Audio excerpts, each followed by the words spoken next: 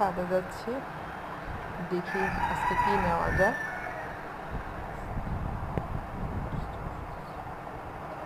অনেক বৃষ্টি হচ্ছে, ছাদের অবস্থা একদম খারাপ হয়ে গেছে। এই সব গাছগুলো মরে যাচ্ছে। এখানে পুঁই শাক আছে, আজকে দেখি পুঁই শাক নেব। অনেকগুলো পুঁই শাক নিয়েছি ঝাঁকনিতে, কিন্তু আমার ঝাঁকনিটা পড়ে গেছে। কি করার, এখন এগুলো তুলে নিতে হবে। একটু কাজ বাড়তি হয়ে গেল।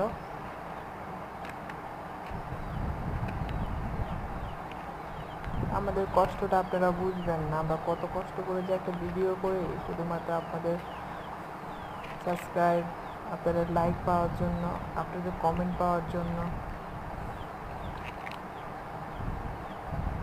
অনেক কষ্ট করতে হয়। সবগুলো নেওয়া হয়ে গেছে।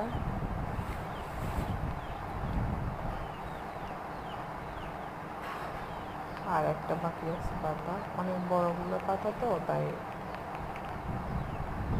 নেওয়া লাগে, রেখে তো যেতে পারি না। অনেকগুলো নিয়েছি আজকে পুঁই শাক, চিংড়ি মাছ দিয়ে এগুলো রান্না করব।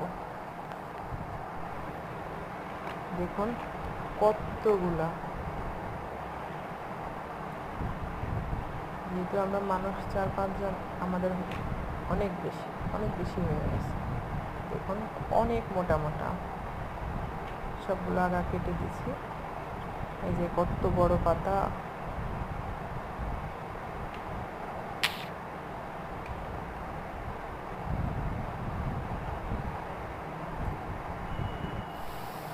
রান্নার জন্য রেডি।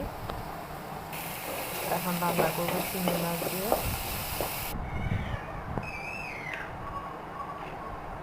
আমি রান্না বসিয়ে দিয়েছি।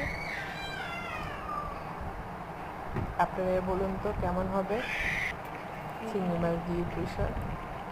সাথে কিন্তু কাঁঠালের বিচি আছে।